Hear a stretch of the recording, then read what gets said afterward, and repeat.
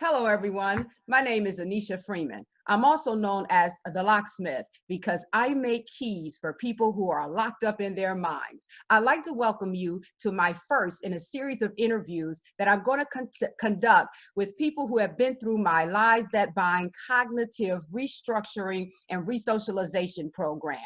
For people who may not be familiar with the term cognitive restructuring, it's just a fancy term for saying I teach people how to change the way they've been programmed to think. I specialize in helping people reprogram their belief system. Today, I have Sharmane Sutton. She's my first guest on the show. Sharmane has been through my 12-week secular program and my 12-week spiritual program. She also happens to be a service provider in the human service industry, and she has gone through my five-day training to become certified to deliver the adult model of my program. Welcome, Sharmane. How are you doing? I'm doing good today, Miss Freeman. How are you? Good, good. Thank you for coming on my show, my Lies That Bind Cognitive Restructuring show. And so introduce yourself and tell us just a little bit about you. Well, my name is Sharmane, and I am an alumni of the Lies That Bind, and I've been that since 2003 or 4, and I'm just so amazed at how this program has just helped me in my life and have seen the things that it has done in the lives of other people. And it is just phenomenal. And I am so grateful to be a part of this program. Well, thank you for taking time out of your busy schedule to be here today. So I want to jump right in, but first I did want to give a little information about our credentials. I am a master's level therapist. I'm also the certified alcohol and drug counselor. I'm also a certified peer recovery mentor. And what that means is I've been trained to work with people in recovery because I'm also in recovery. I'm a person in long-term recovery. And what that means is I have not used any drugs or alcohol in 19 years and 9 months. So I'll be celebrating 20. So I'll be celebrating 20 years clean August the 7th. Sharmane, do you want to share your credentials? What do you do professionally? Yes, I am a recovery coach, and I've been in this field for 10 years now.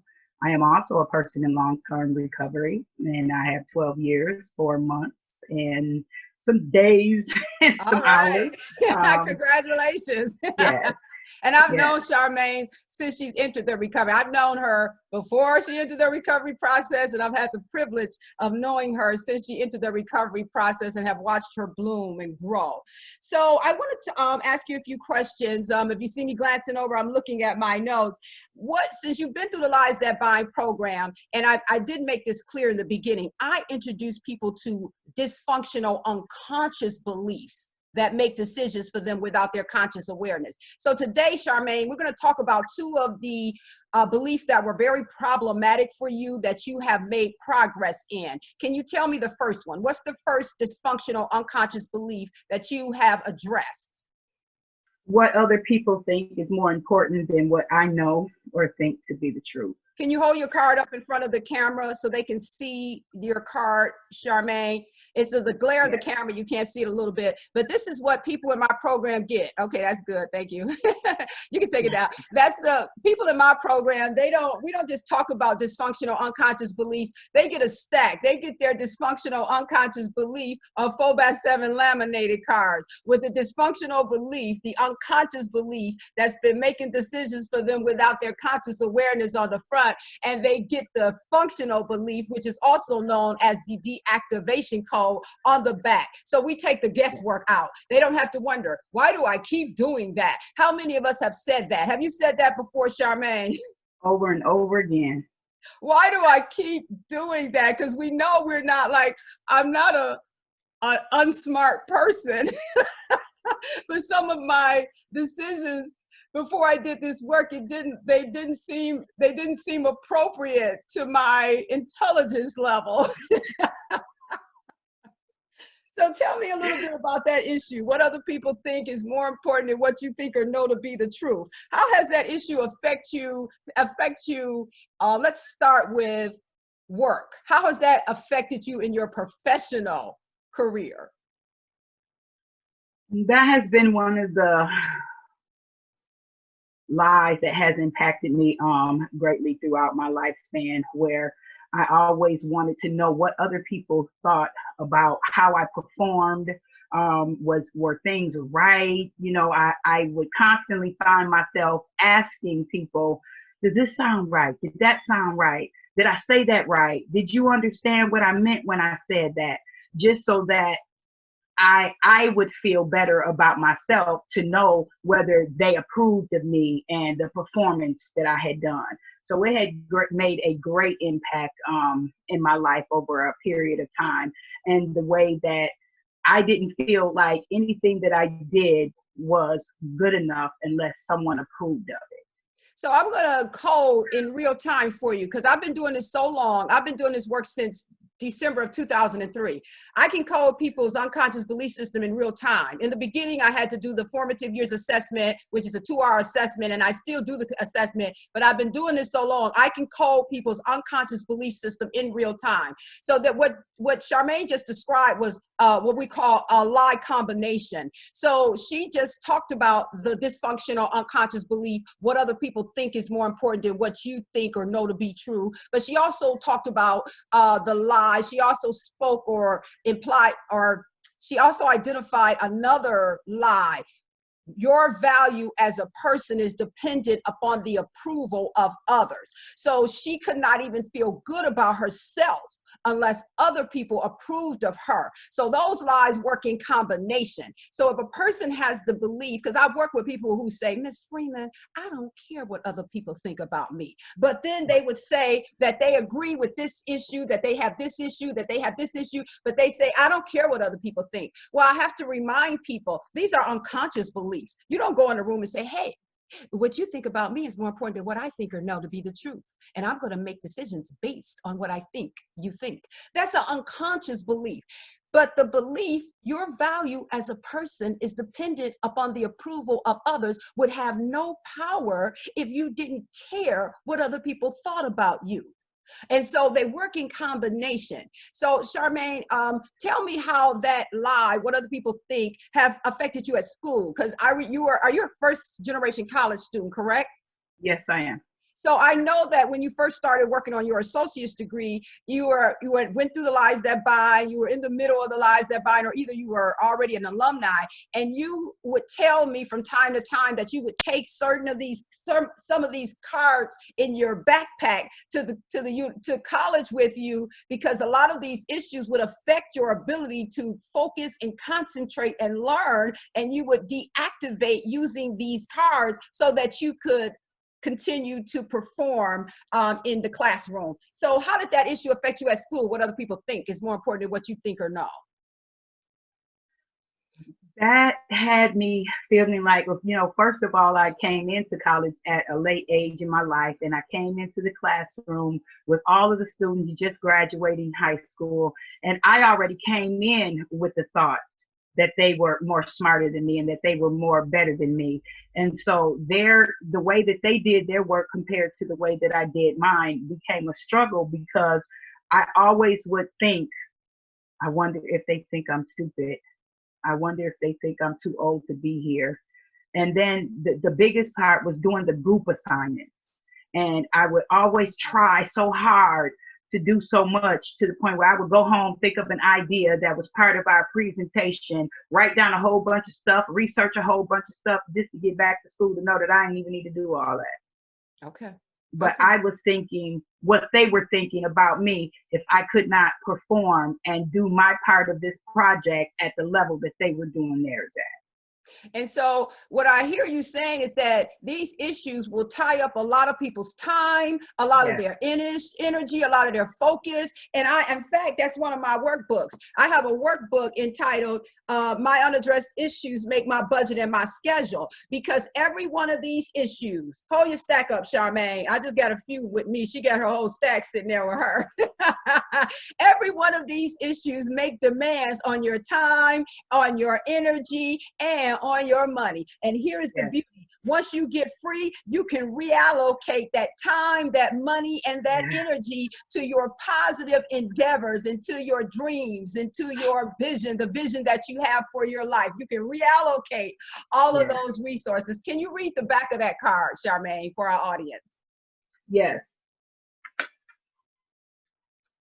What other people think is none of my business.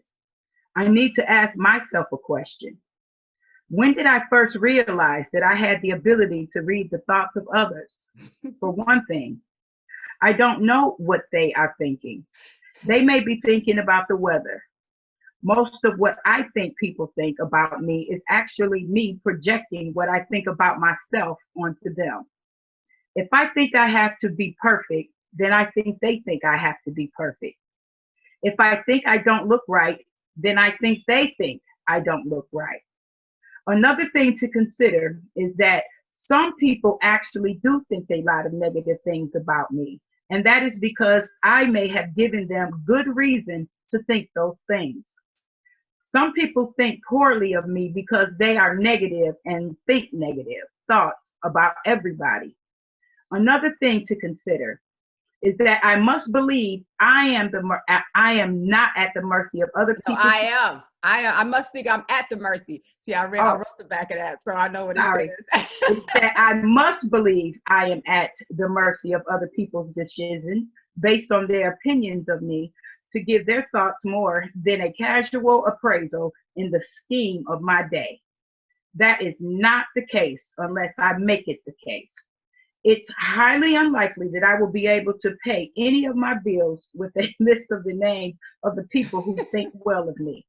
So why all the concerns, really?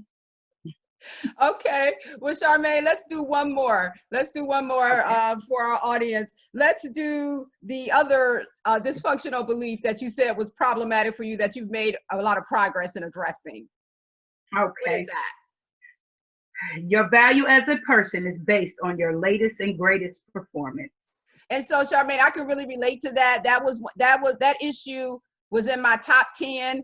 I say it was, but it's still there. But I know how to deactivate it instantly. And so I want to make that point. The tools that I give people, like, this is what I say. I don't take credit for people's improvement that I work with as a master's level therapist. I give them tools. I take credit for the tools I created. I give them tools, and their improvement in their thought process, the improvement in their thought process is directly proportionate to the amount of effort that they put into using and applying the tools in their lives, until they do get to the point where there are some of these cards, like some of these issues, people can get to the point where they don't even have to pull the card out and read to deactivate, because the functional belief, they've spent so much time working through it, reading it, applying it to this functional belief, has become their default thought. They have replaced the dysfunctional belief with the functional belief in their mind. But some of our beliefs and issues, I use those terms interchangeably: dysfunctional unconscious belief and issues and lies. I use those terms interchangeably in my program. Some of them are so problematic. We call them our top 10 issues. They are so problematic that it takes a long time to replace them, to totally reprogram the default thought, to the functional thought. So that issue, your value as a person, is based on your latest and greatest performance. Tell me how that has affected you. What was the negative impact of that dysfunctional belief? Overexerting myself, trying extra hard to perform at levels that were even unrealistic for even my own self. And so I would do things at a great level so that I could again get the approval of other people, just basically to hear them say, "Oh, you did a good job," or "that was outstanding," or, so a lot of the things that I did were just to hear those kind of words. It wasn't that I was knowing what I was doing and I was really making things happen. And it was that validation piece that I needed that made all of this lie be so true for so long, you know, in my life at different stages, and just learning how to get past all of that was just, it was just outstanding. It's just it just amazes me. So I wanna make a point. We've only talked about 2 dysfunctional unconscious beliefs. Hold your stack up again, Sharmane. Now, Sharmane, you are one of my certified providers, so you are certified to use my model with other people. So you have all of the material. But so out of that stack that you holding up there, how many of those issues would you say are applied to you, that you struggle with or are still working through? How many of that stack, how much of that stack applies to you?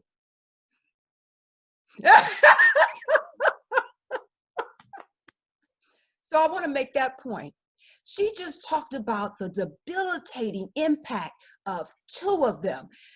2 of them made tremendous demands on her time, her money, and her energy, and she still was able to perform at a certain level. Can you imagine how much a person can improve in their output, in their personal life, and in their professional life when they start working through those issues? We don't have to imagine. I'm asking you to imagine. We know how much our lives have been revolutionized and how much it has changed since we have gotten free from these dysfunctional beliefs. Even the beliefs that we're not free from yet, we can deactivate them. We have the deactivation codes, so we can get triggered. And see, when these issues get triggered, your brain goes into the alarm mode, fight, flight, freeze, and you obey the directives of the belief.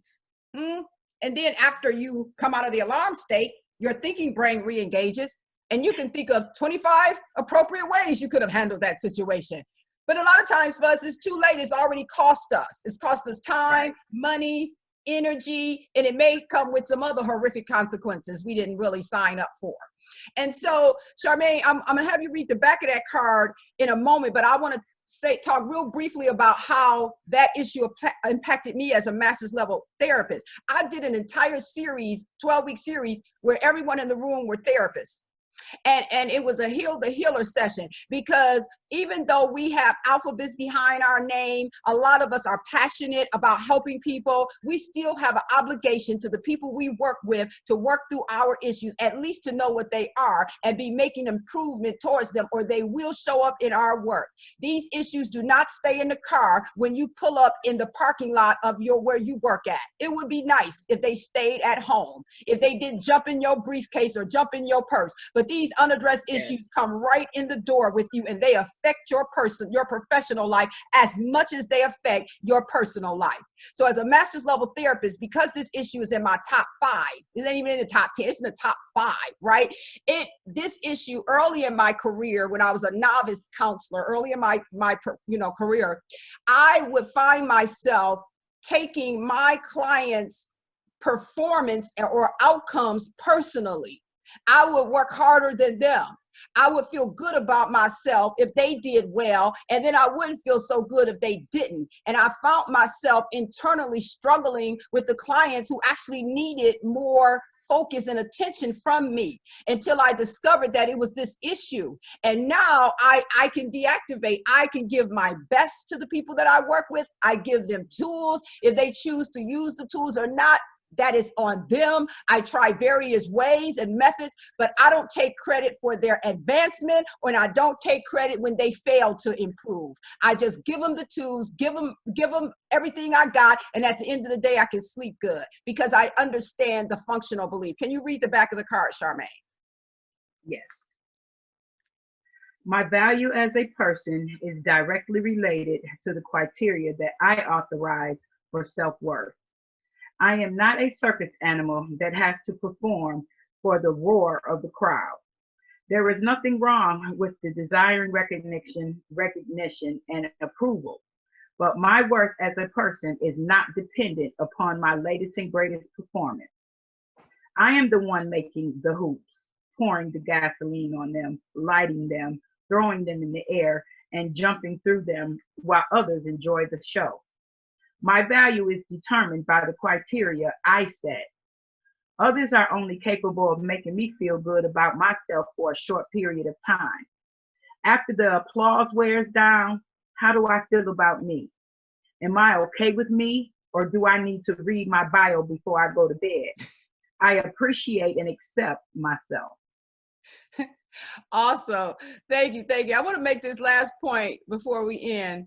I have some advanced techniques associated with my program, and I do the webinars for the alumni and for other people who are familiar with my work and acquainted with my material. One of them is entitled "There's Gold in Them Eels." You get it? There's gold in them eels, because every last one of these issues have a skill set embedded in it. And the longer you've been afflicted by the issue, the more deeply ingrained the skill set that is associated with it. So if a person specializes in cognitive restructuring, they should understand how to extract the skill, meaning that you need to know how to deconstruct the dysfunctional belief, remove the debilitating components, and then separate the skill set, and a person gets to keep the skill set. But another thing that is very important when you talk about cognitive restructuring is that there's a dilemma attached to deconstructing and removing a dysfunctional belief. And during the extraction process, you must address the unique dilemma. Let me give you an example. There's a dysfunctional unconscious belief that says being different is unacceptable. And that has that's robbed a lot of people of their identity. Mm-hmm. And at the same time, there are some environments where you have to adapt. I use this particular quote by Mike Murdoch. Every environment has rules of conduct for entering and remaining. So you have to balance when you're helping people get free from a belief like being different is unacceptable. They have to understand that they have a right to be themselves, to express themselves, to be authentic. But at the same time, they have to adapt to certain environments and teach them, how do I do this adaptation without losing who I am in the process? That's just one example of a unique dilemma. So there's a lot of different components as it relates to cognitive restructuring. I'm constantly developing the program. I have a workbook that I released to the public. This is the 100 most commonly seen unconscious lies, and it's sold with that stack. Hold your stack up again, Sharmane. It comes with this stack of cards. And the reason I released it, because in the beginning, the first few years that I did this program, in fact, the first 10 years, you can put it down, people were asking for these cards, but you couldn't get them unless you went through my 12-week program. And the issue was that clients were coming back to my program saying, Ms. Freeman, somebody stole my cards. And some people were not going to come to the program. So I started releasing them. I have the 100 most commonly seen unconscious villain lies and victim lies. So an example of a victim lie is you are at the mercy of other people's decision. You can see that in the grocery store. When you see somebody in front of you in line, and they're buying their groceries, and the cashier puts all of their heavy items in one little thin bag and just hands it to them, and it looked like it's getting ready to break right then and there, and the customer doesn't say anything, and I'm standing behind him like, okay, I'm coding. That's don't make waves. That's that issue. Yeah. That you're at the mercy of other people's decisions. And it also is what other people think is more important than what you think or know. Because why would you not address it? Because I'm certainly not going to let her put all of my things, not because I'm a more intelligent person. I just know what dysfunctional unconscious beliefs would make me allow you to put all of my groceries in a bag that's probably going to break in the parking lot of the supermarket. And I'm going to be on my knees crawling under people's cars trying to get my soup cans because a dysfunctional belief wouldn't let me ask you to rebag that grocery bag, or at least to double bag it. Okay, so then I released this workbook, My Unaddressed Issues Make My Budget and My Schedule. I was collaborating at the time with the Community Economic Development Association of Michigan, and they asked me, they knew I was going to write it because I had mentioned it to them because I was doing workshops at their conferences on this topic. And they asked me if I could move it up in my writing schedule for their professional development day. I think that was in 2015, 14 or 15. And so I moved it up. And I taught some of their financial literacy counselors how to use it. So that meant I had to write this workbook in such a format that a person could use the material and concepts who was not trained as a therapist or a counselor. And I also train people. So Sharmane went through this. This is a 410-page manual that teaches people how to do the 12-week program. This is the adult manual. It comes with 3-ring binders that have all of the material for the 5-day training. This is what Sharmane went through because she's certified to use the program methodology. And this is my youth program. I have a youth program. In 2005, I was approached by the Black Women's Roundtable in Grand Rapids because the program was mainly developed in Grand Rapids, Michigan, where I lived for 16 and a half years. The court system there still uses the program. I did it with drug court and 61st District Court, drug court and sobriety court from 2004 until 2015.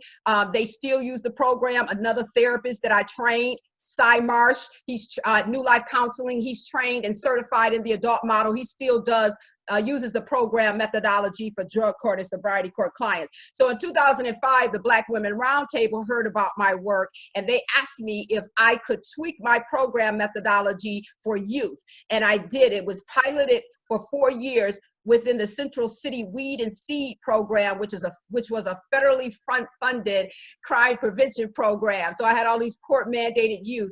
And over time, I've used the youth model with a lot of different populations. Michigan Youth Challenge Academy and Battle Creek used it for 4 years under Commander Connell when he was over Michigan Youth Challenge Academy. So this is the youth program manual. I actually manualized my youth program while I was consulting with Michigan Youth Challenge Academy. I've been doing the program for years, but I manualized it while I was up there, and so that I can train. It's 523 pages. And it may look overwhelming, but it's not. You learn, you go through a 5-day training, and then you can, and it just breaks down point by point how to do the groups and use all of the different tools that I've created. So once again, Sharmane, I would like to thank you for being my first guest on my show, my cognitive show. Yes. So if you would like to get in touch with me, I can be reached via my website. My website is Anneshia.consulting.com. And Anneshia is spelled ANNESHIA, AnnesiaConsulting.com. I'll also put the link to my website in the, and while I post it, I'll have the link there where you can hit the link. So thank you for being on our show. Next time, I'm going to have someone on, and we're just going to talk about one dysfunctional unconscious belief for about 30 or 40 minutes. We're going to deconstruct. We're going to talk about how it is implanted during the formative years. That's what they call them, the formative years. And we're going to talk about how that one we're going to talk about the panoramic view of that one. That's one of my worksheets where we take one issue and we look at how it can affect every aspect of your life. And we're going to do that on our next show. Thank you for being with us today.